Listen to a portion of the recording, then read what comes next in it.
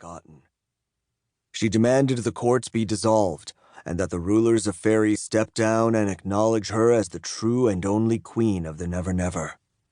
Naturally, the other rulers refused, and the war with the Forgotten began. At that moment, Keirran made his choice. And it was Destroyer. He betrayed his court, turned his back on his family, and joined the lady in her quest to conquer the Never Never. And even though I had known it could happen, even though the prophecy had foretold it, it was still a devastating blow for both Meghan and myself. Keirran was stubborn, idealistic, and once he set his mind to something, there was no changing it. But I hadn't thought him capable of betraying his entire court. Meghan took a quiet breath. I could sense the struggle within. The desire to know what had happened to our son, balanced against the duties and obligations of the Iron Queen. Faery wasn't safe.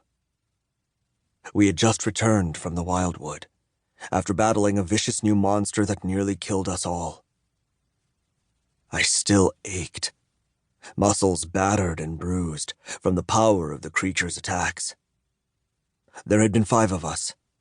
Myself, the Iron Queen, Robin Goodfellow, an Iron Fairy named Coal Eater, and a Forgotten called Nyx. And even then we barely managed to bring down the creature, only to discover the threat to the Never Never was far from over. In fact, it was only beginning. Meghan knew this. A shadow had fallen over Faery, the echo of a new prophecy hovering over it like a storm. The end has begun. Evenfall is coming. Faery and every living creature that exists under the sun are doomed.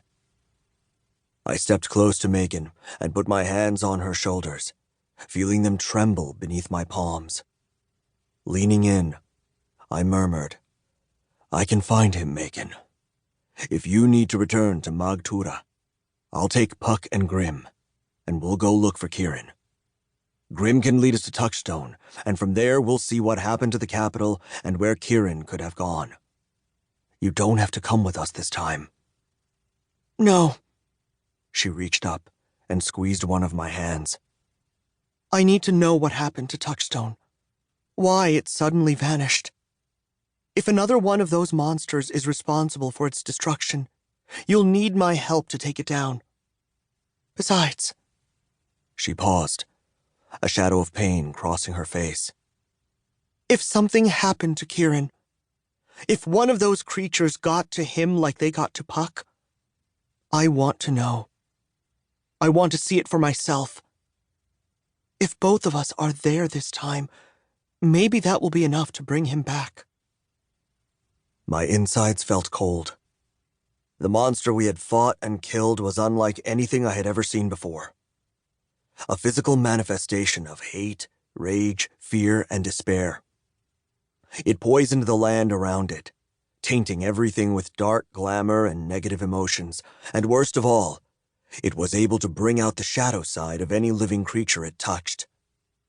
I had seen this firsthand with Puck, where he had been transformed into a fairy consumed by jealous anger and vicious spite. The Robin Goodfellow of old. The Robin Goodfellow who was still furious with me for stealing away Meghan, who held a grudge for all the times I tried to kill him. Not that I blamed him. Fortunately, Puck had been able to fight through that darkness and return to his normal, carefree, irreverent self. But I knew what Meghan was thinking, and I shared her fear. Keirran had already shown himself capable of turning on and betraying everything he loved.